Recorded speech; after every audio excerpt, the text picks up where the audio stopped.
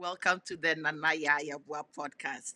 Hi, beautiful people. I am so thrilled to be bringing you my sister from another mother, Dawn Grant. I have a little bit about you here. So you're a multidisciplinary artist, and you contribute to visual storytelling, and even your background and your get is visually storytelling in itself. Were taken from the lands, guess what? They had a lot of their spirituality in their mind. They still had the Mhm. feeling of the soil in their hearts. They still had, but we are decades past that now. And we are in a different type of conditioning where every time we go to a store and we purchase something, our mindset is different. So even when our parents are like, oh, you guys don't know about hard times, they don't know about what we're going through right now because our children Mhm. are plugged in online. We are chasing after our children to parent them. Okay, it's not the opposite. They have so much more time plugged in that we are almost on the back end of that. Splice Original. It's like you're a walking storyteller. Yes. Yes. So you've contributed to visual storytelling of productions, events, and advertising, and you have 14 plus years Mm-hmm. of working in commercials, film, TV, and events. You also do wearable art Yes. and special effects. I was looking at this like, oh, okay, that is why some people do it, and some of us just double with whatnot. And you also do prop design to create art that is introspective and visionary. Yes. Oh my goodness. Oh my goodness, Don. Now, what caught my attention to reach out to you was art therapy. Mm-hmm. Because, girl, many of us got issues upstairs.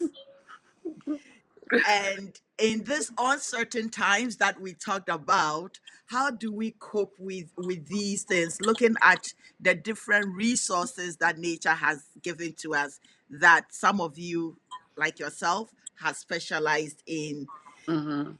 to help us transcend or cope with these times.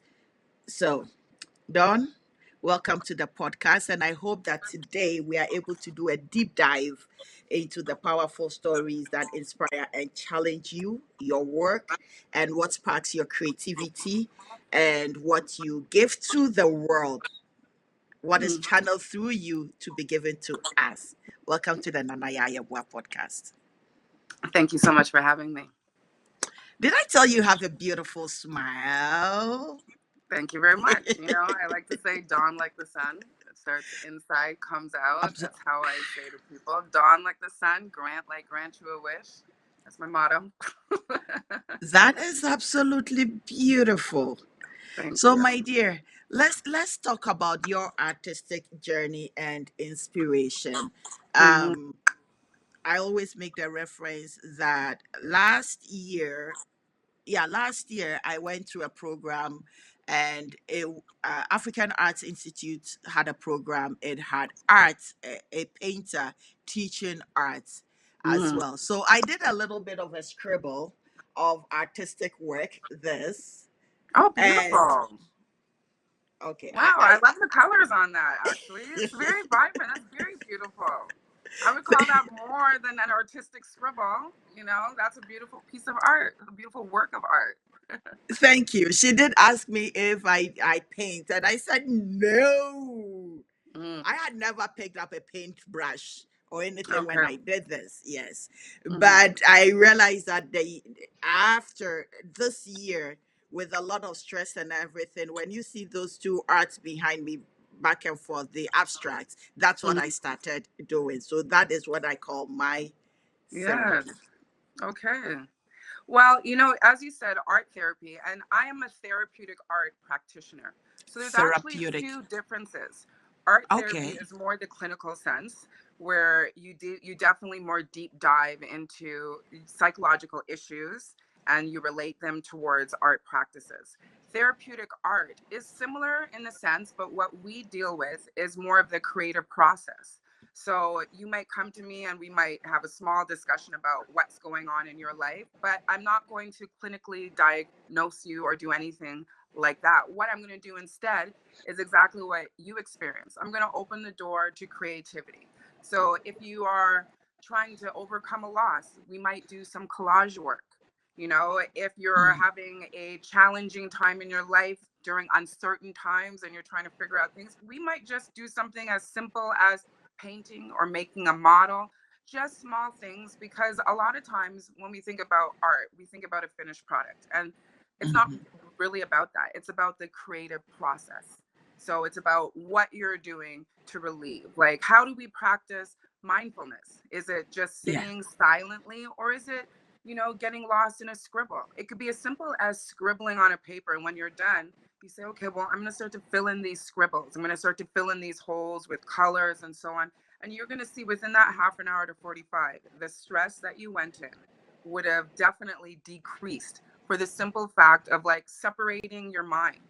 I was watching something actually popped up on LinkedIn and I thought it was peculiar, but then I saw that it relates to a show and it was talking about the youth wanting to separate their minds from their personal life to their work life. I haven't delved into the actual TV show, but it's a TV show around that.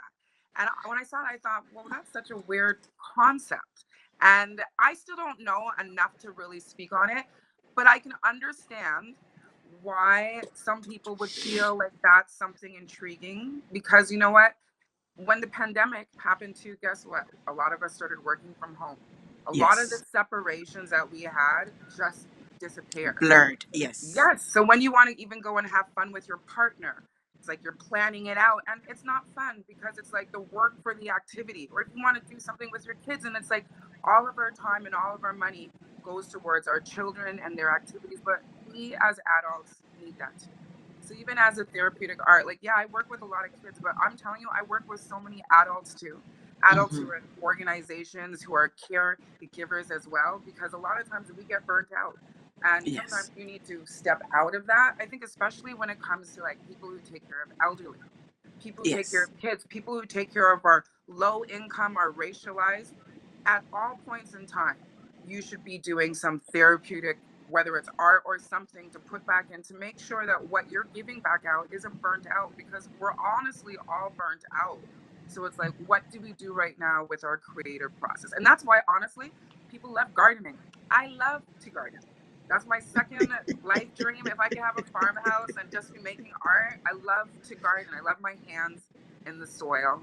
It's the best time for me when I'm just, I can give gratitude as well. Like, because the hardship's always there. So I also say a lot of times when we're doing art, we're practicing gratitude as well.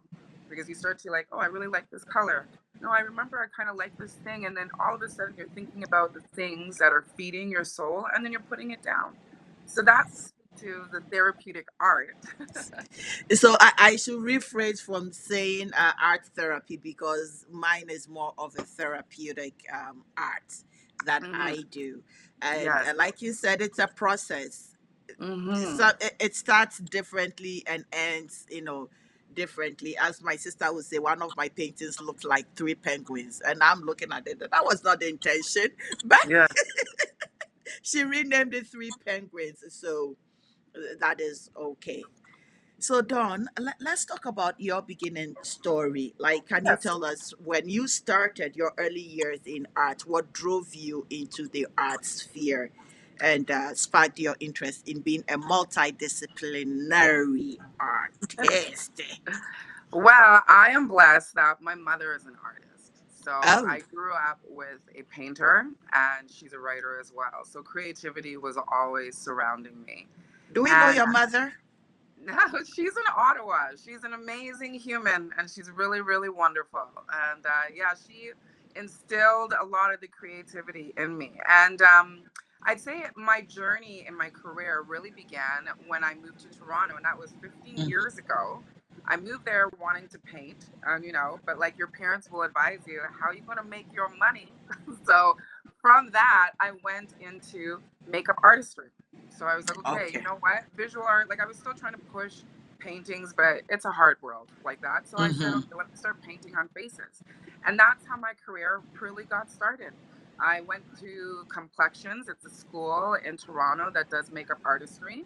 And from there, I started working in music videos when they used to be really big. Then I worked into Yes. commercials. And from commercials, I went into TV to film. So It's always been a constant graduation around that. Mm-hmm. Interestingly enough, from every single journey of mine opened up though from the explorations. There was one year I was working constantly in hair shows. And one day I went to this hair show and there was a sister of a stylist who made a little hat and she called it a fascinator. And I was like, oh my goodness. And I fell in love with those. And there began my brand, You Fascinate Me. So that Oh, opened the wearable art world. So for years, I just started doing that. And then I hit these jobs with TD Bank for Black History Month, where I started making costumes. So from the costumes, I went from that, I went to the wearable art. And then I had some art directors who were on that job, and they said, oh, she can make props. So then I started making props. And you see, so as I tell everybody, a lot of times people ask me, Dawn, how do you get started? How do you do it? And I'm going to tell you, if you want to be a full time artist, put your hands everywhere. A lot of times we're like, okay, I love this, I love this. But when that's not going smooth, then you know what? You're just waiting. But if your creativity, I went from painting on canvases to painting faces, on to creating faces. hats, to creating costumes, to creating props. And from that, during the pandemic, it was during the pandemic when they did remote learning and my children Yes. getting stuck in the house with me that I was like, this can't work. And I went and I did my certification in therapeutic art because I was like, you know what? If Oh, the schools are going to be like this, I got to figure out something else, not only for them, but for me too. And that's why I did that. So now the last 2 years, I've been doing therapeutic art. I have a studio at the Cotton Factory. I run like more multidisciplinary events. So my events will combine wearable art and I will hire like a dancer or a performer. They'll do some contemplative, and then the people who attend, we will do art. There'll be 3 things of art. So that way you go through a process, so that way, like, there's always a context. Like everything I do, I try to create a context to it. And I also try to put our faces and our yes. context into Yes. everything because I do have a skill of being able to go to many places and many spaces, and I'm confident in that way. So if I take a step in that door, I'm in that door and we all come through. All Okay. your ancestors are following you. All of it until they catch on, and then we'll see. Sometimes the doors don't stay open that long, But but still, it opened, you went through, and you I brought my left. people with me. Yes, you brought your people and left a mark. That's Whilst you were speaking, talking about the during COVID era, and you mhm, doing yeah, certifying in art, therapeutic art. This is one of the conversations that in these uncertain times I have been trying to look at and have conversations about, reskilling, if you can, mhm, or changing the narrative, the focus of which work that you're doing. mhm. Right. So I'm so glad you touched on it, that during the COVID period, uncertain times such as these, you were able to do this. And that is what you are utilizing in your work right now. So, people, if you don't even take anything for this conversation, take it as you can always find a solution in these critical times. You think deep, you network, you connect with people, see what people are doing creatively, and have creative solutions in Can helping I people. Mhm. go on? You finish. I was going to add to what you were saying, but please finish what you were saying. No, what I was about to say is that when you are looking at helping yourself, it's actually helping a broader Mhm. aspect of people. Yes. I was also just to add to what you were saying about Hmm. these uncertain times. I think it's like if we're okay with wanting to inconvenience ourselves from the easiest way, like, just picking up your phone and scrolling and Hmm. so on, and just, doing the little bit more manual way, Hmm. you can take a little bit more of your power back. And your power Yes. comes back to you in those small moments. Like, okay, I don't have food for the granola bars. Do you have flour at home? Do you have oatmeal at home? A lot of times we have the ingredients that we need for what we need, but we're Mm. so used to the finished product. We're so conditioned. And guess what? That's how a lot of the power stays on top of us. And that's why we remain uncertain. But if we just put a little bit back, just a little unplugging, a little bit here and there, it brings so much peace. It's beautiful to have this conversation with you, because as a black woman, in Canada right now, I look at the history of our people Mm-hmm. taken from the coast of the continent of Africa, dispersed. They were in uncertain times. They had no idea what was going to Mm-hmm. happen to them. For those that survived, they had hope that Mm-hmm. things are going to be okay. They had to adapt and be resilient. Mm-hmm. So when I look at it that they were able to make it, what prevents you and I from, you know, transitioning and making it in this world as opposed to the old world that they were in? Well, you know what? A lot of times we also forget that generational strength is right alongside generational struggle.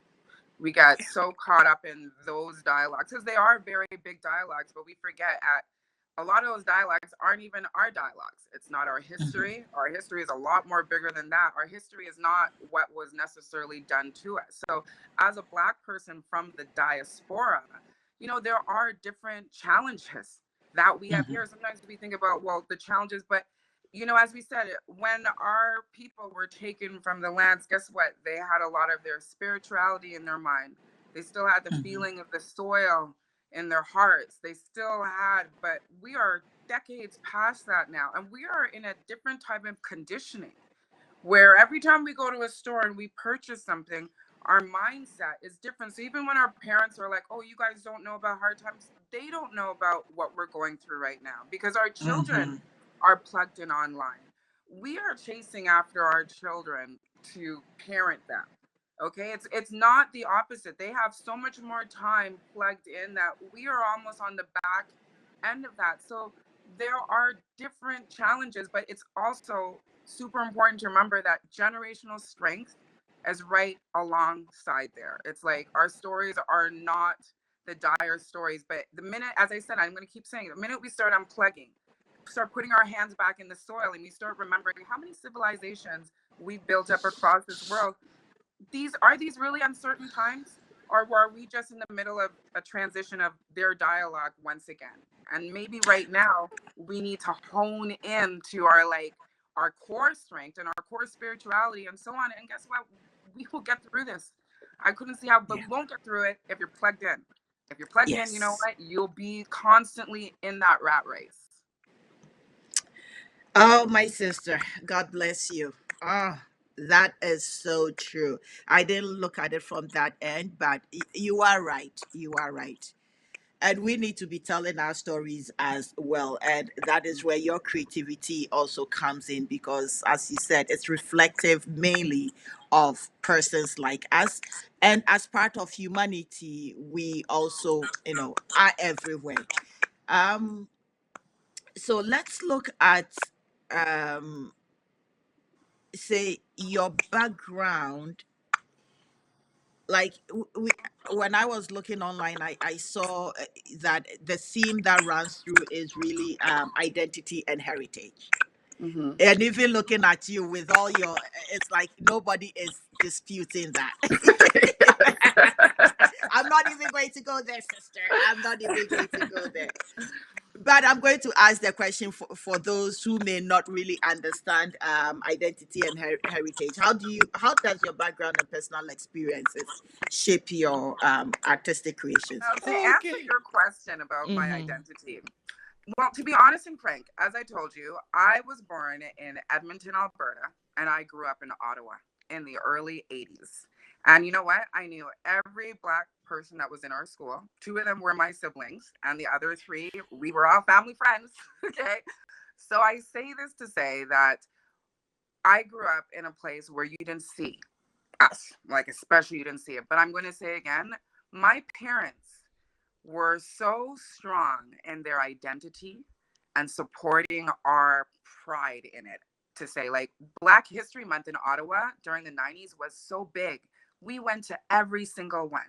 And it was different. You went to the fashion. I remember being so small and looking at the fashion shows of the African attire and the dress, going to museums with my mom. And at the same time, guess what? We were in Girl Guides, Pathfinders, Army Cadets. every other little program. So at no point in time, like most of my family from my dad's side actually lived in Toronto. And Toronto is very multicultural and we didn't grow up there.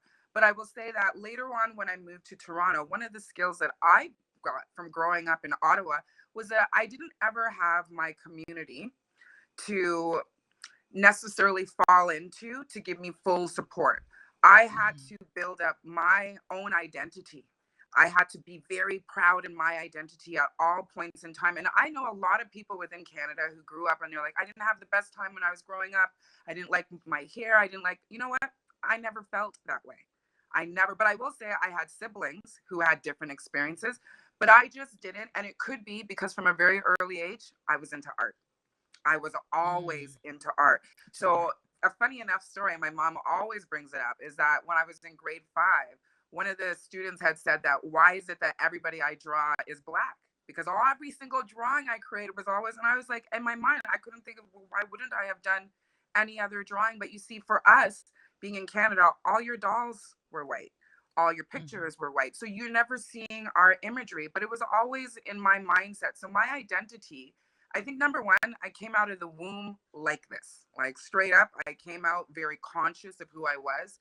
Two, it was my parents being extremely confident to teach me about my heritage, teach me about the diaspora, but also never making me feel shy about taking up space anywhere. And that is Mhm. why, guess what? In my career, I go anywhere and I go everywhere.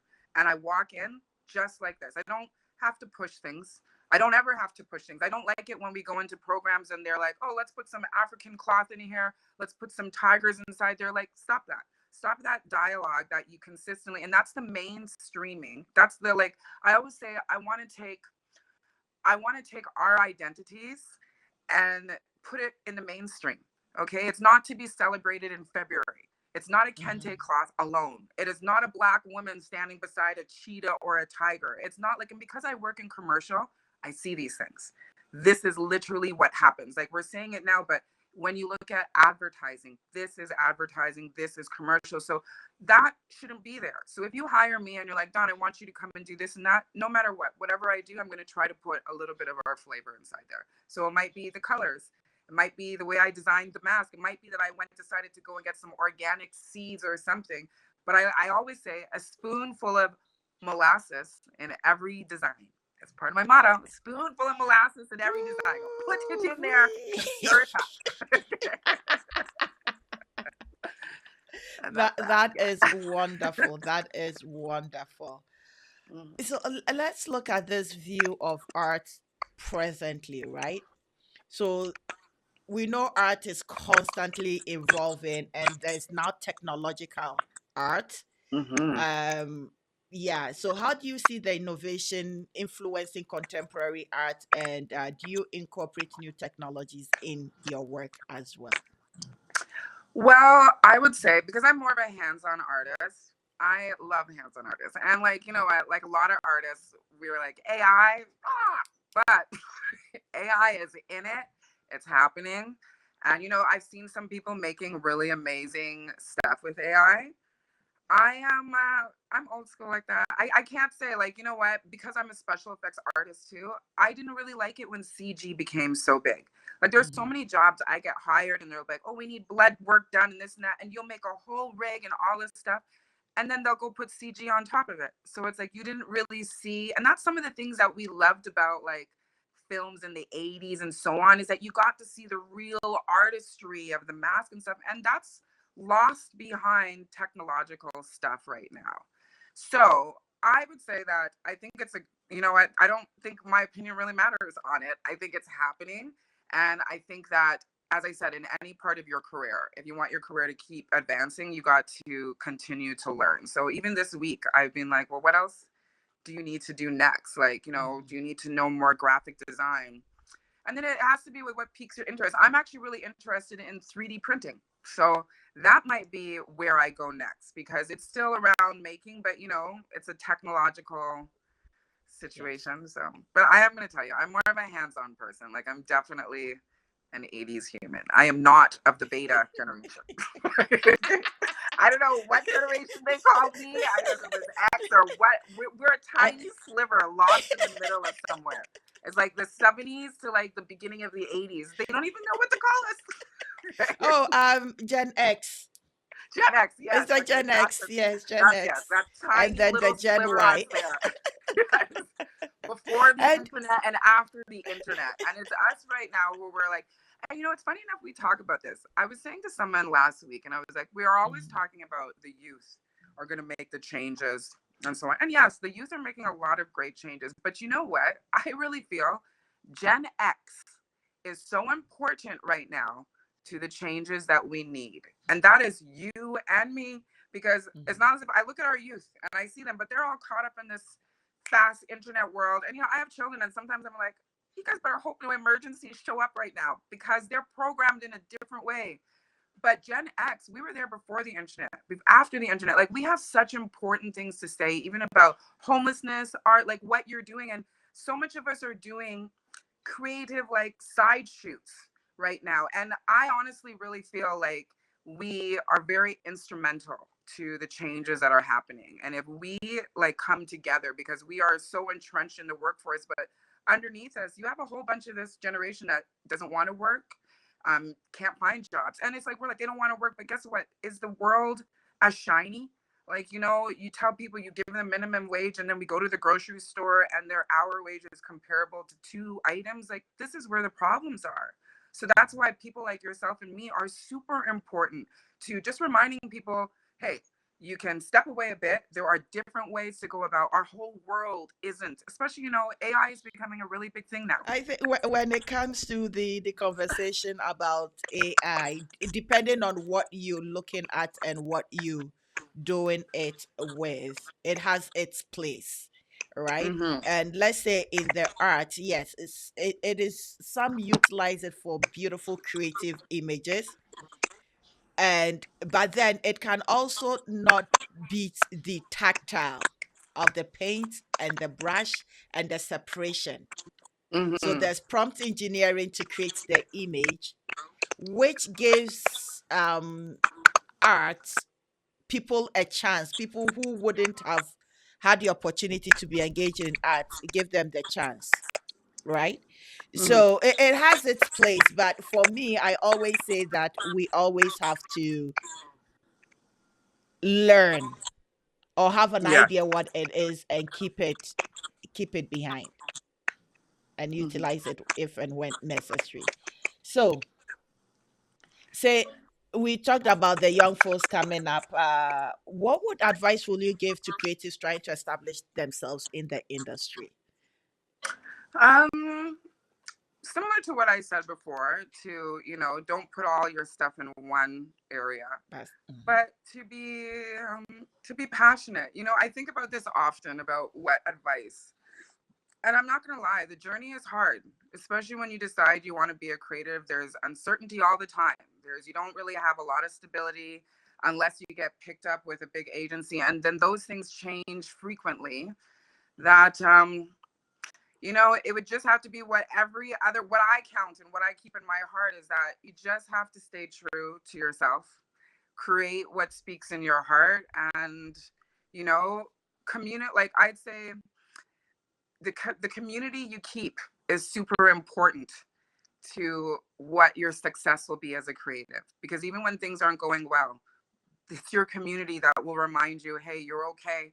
Or it's also your community that will remind you you're not alone in this struggle. So your community is everything. Sometimes as artists, we have such these beautiful things, and then we go and tell somebody else who doesn't live our creative world, and you can be, all of a sudden it can be crashing down because they're telling, oh, what are you gonna do? You don't have, and you know what? It's like, that's not your dialogue. That's not their dialogue. Like, it's, and what I mean to say is, like, just focus on your dialogue. And at the same time, keep your good people around you who are going to support you. And don't put all your stuff in one pot. If you like to paint, paint on lots of things. Okay, Mm. that's all I can say. Paint on everything. There's even been years where work was slow, and guess what? I was painting walls. Just painting walls because I had to paint props. But you know what? At that time, I still had to work. So I knew that there were people who work on set and they paint set decks. So guess what? I'm a painter. So I will paint on walls. It was a really hard year, but I did it. That's it. Yeah. Wow. It's Mhm.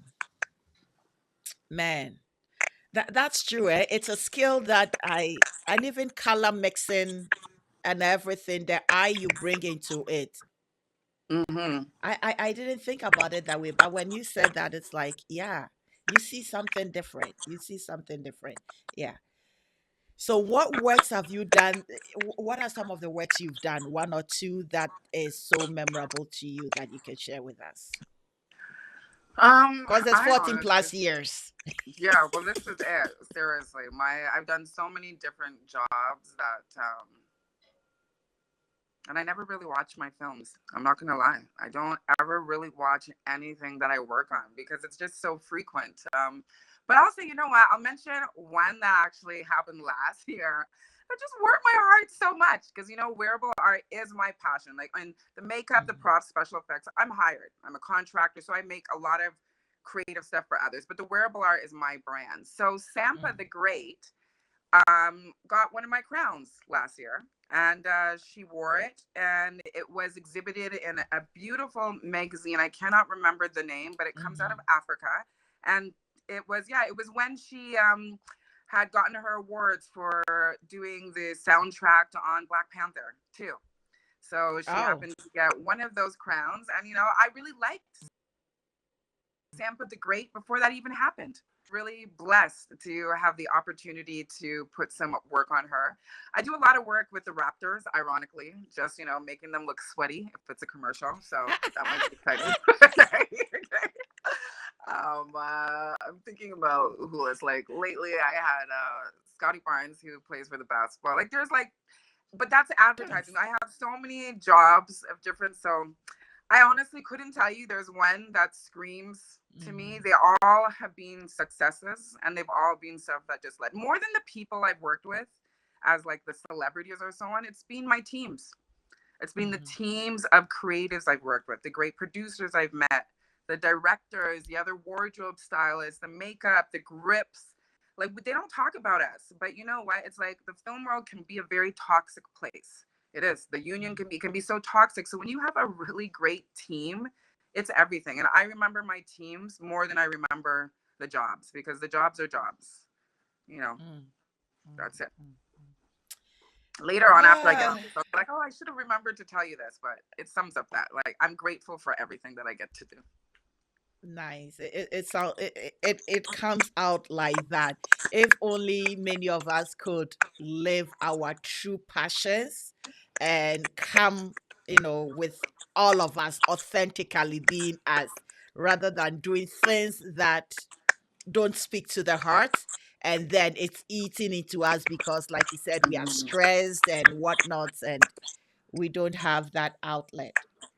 So, looking ahead, are there any future projects that are coming up or Um, collaborations? right now, we're heavy in our film world. So I just finished filming.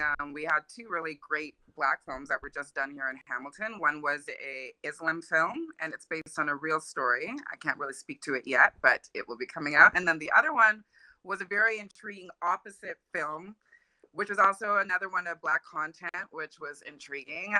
But you know what? It's filming. I imagine that within a week I will be booked on another film, and that's just what happens now. We just go through it. Otherwise, though, an exciting thing I'm thinking of is creating a therapeutic art children's play. So I usually do events. I wrote a story a long time ago called Addie's Boots, and it was a book written for my daughter. And it was all just a story about a little girl who gets brave and she uses these boots. And I'm used to doing events. And last week I went to a workshop and it was amazing. I saw these artists who did a whole play just using wood. Their whole thing was to show how you could do anything. They had groups of kids who came in and they had these little wood puppets. They made little eyeballs out of cotton balls and the whole thing was on wood. But it was amazing to watch how intrigued these kids were and how much they were able to do with a natural found item. So I'm thinking that instead of doing an adult oriented, I want to explore the thought of perhaps creating a children's oriented play and putting some props and wearable art in there. So my mind is beginning to spin on that. And I have a few other things that I'm hoping to acquire over the summer. But, I throw a million stones. And whichever ones come back, I go with To it. Hamilton Arts Gallery on a day trip just for me. Yes. And I was going through some of their work, and it was magnificent. Like, Mm-hmm. what's the name? I saw two black people, whatever, their work there, and I've forgotten their names. Jeez, I'm bad with Kareem, name. Kareem and Roger Ferrarier. Kareem. Yes, They're yes. amazing. You know, I curated a show last year called The Color of Joy in the Cotton Factory. They had a big Hamilton's Arts Fair, and I created 20 BIPOC artists in Hamilton.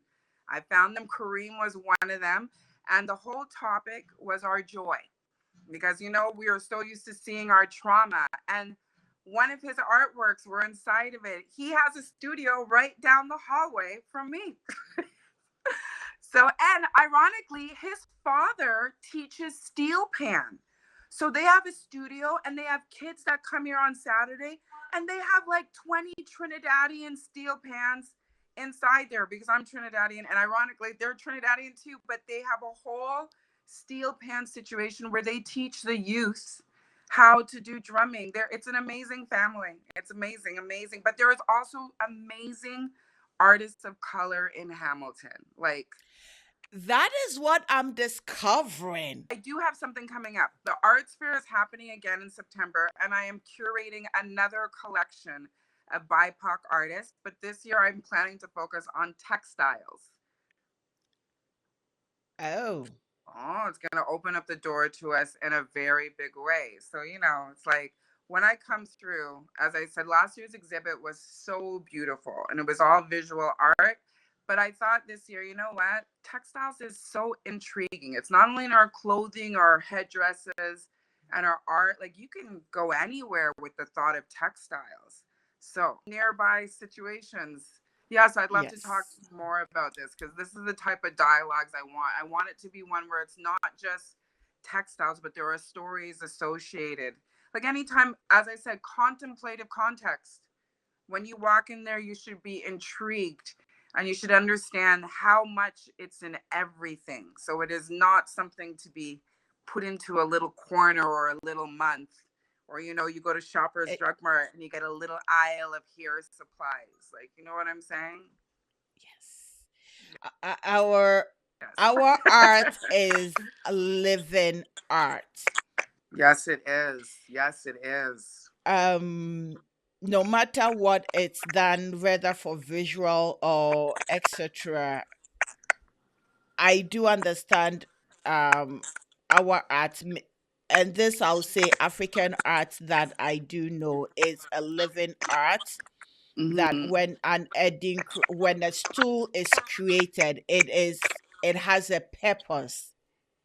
You Mm-hmm. sit on it with the symbols on it.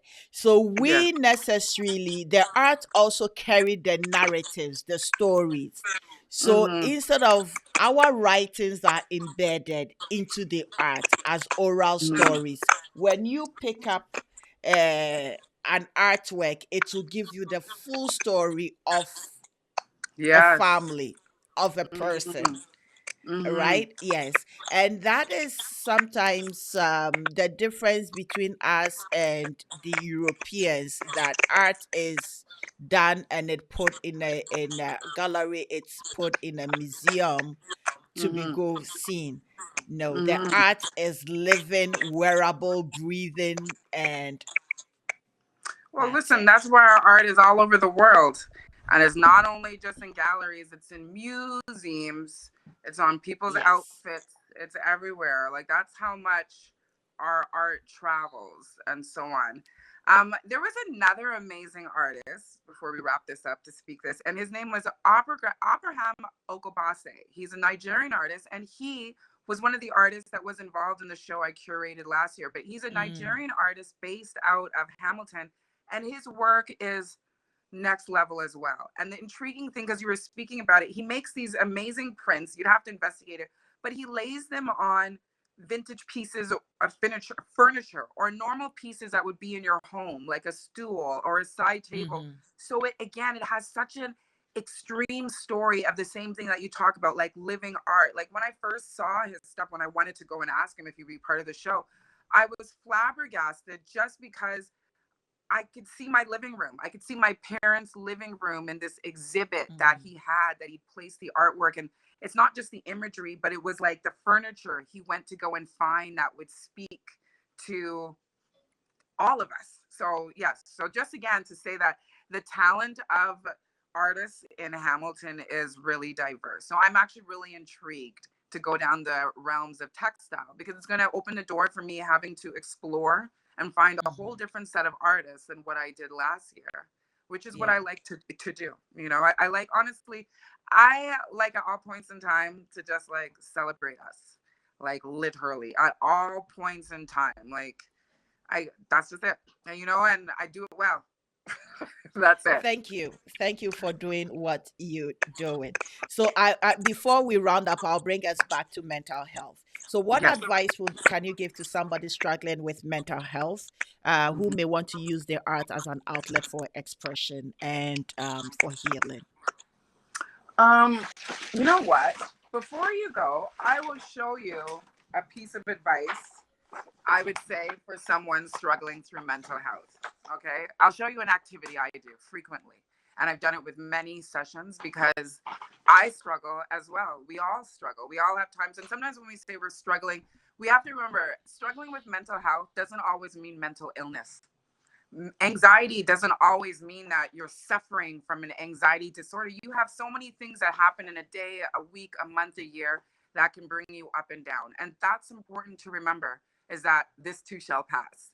So when it comes to creativity, this is something I do, and it takes a minute. I will show you. If you had a paper, I would tell you to do it too. Do you have a paper? Yes, I do. All right.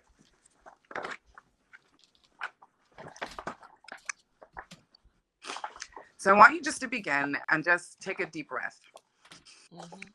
and just relax. Now, looking at this paper, let's think about our day and the way that we have our day planned, and think about how organized we want things to go, and the phone calls that need to happen, the meetings that need to happen. And as you're thinking about all these things, I want you just to crumple up this paper, Oh, crumple it crumble into a it up. ball.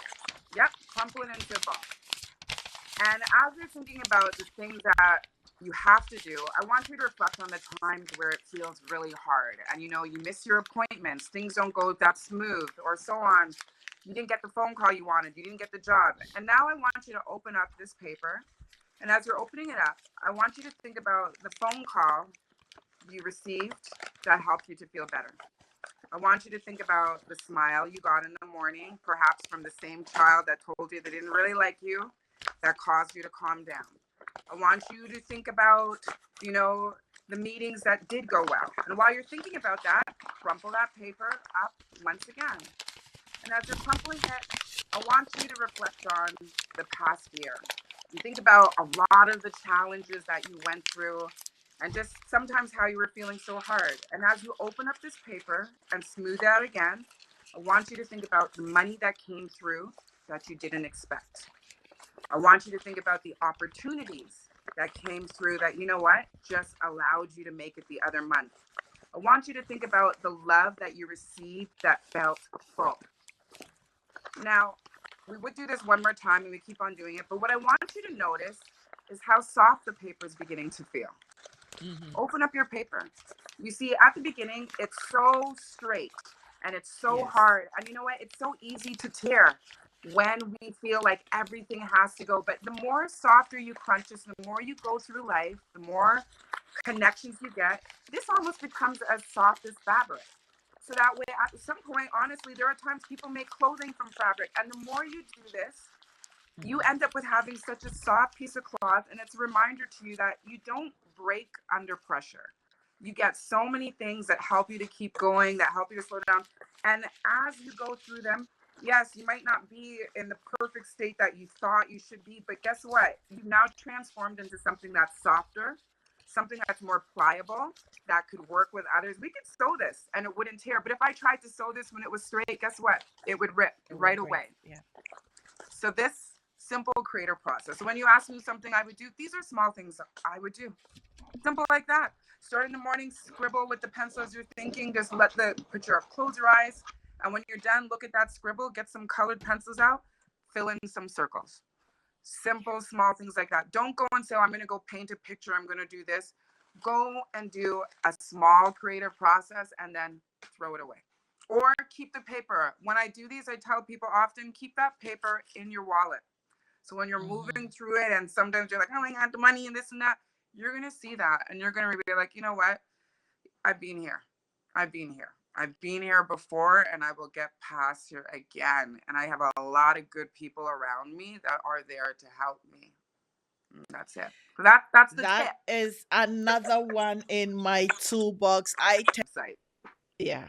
For me personally, being somebody who likes to use LinkedIn a lot, I post on the other socials as well, but majority of my conversations are on LinkedIn with professionals Yes. because yes, so if I see you, I normally look for you on LinkedIn and have a conversation with you on LinkedIn. If you are not on LinkedIn, I start questioning marking because of the Oh, professionalism on LinkedIn. Yes. okay. I Well, then value maybe the I'll just remain here. Thank you, Nana. I was really on contemplation lately, but I'm like, because I just restarted focusing here yes. because I decided I didn't want to be on those other ones. But yes, thank you. That makes me feel better. It makes me feel like I'm on the right path. I have met incredible thought leaders on LinkedIn, which I have interviewed on my podcast. Mm, Met creatives on LinkedIn, which I've also had the opportunity to, interview on my podcast. So LinkedIn has become the go-to place for me if I'm looking for, and because their resumes are also on LinkedIn. It's not like mm, Instagram with, pardon my French, booty up, booty down, this, that, yeah. that, that. I'm not looking for that. Yes. I'm I'm looking for quality and substantial. How can we tell our stories? How can we put, you know, create legacies to leave for our children, our children's children, Mm-hmm. reroute them, and in rerouting ourselves, reroute our children or root our children to where who they are as, you and I, black people in this country, so that just Mm-hmm. like you, when they walk into a room, they are not occupying other people's space. It's because they are human beings and they are Yes. meant to be there. All right. All Nana, right. it was so wonderful to speak to you, honestly. Thank you for not only taking the time to interview me, but just to share words with me. It's always a blessing to talk to another uplifted and educated sister. So thank you. You are most welcome.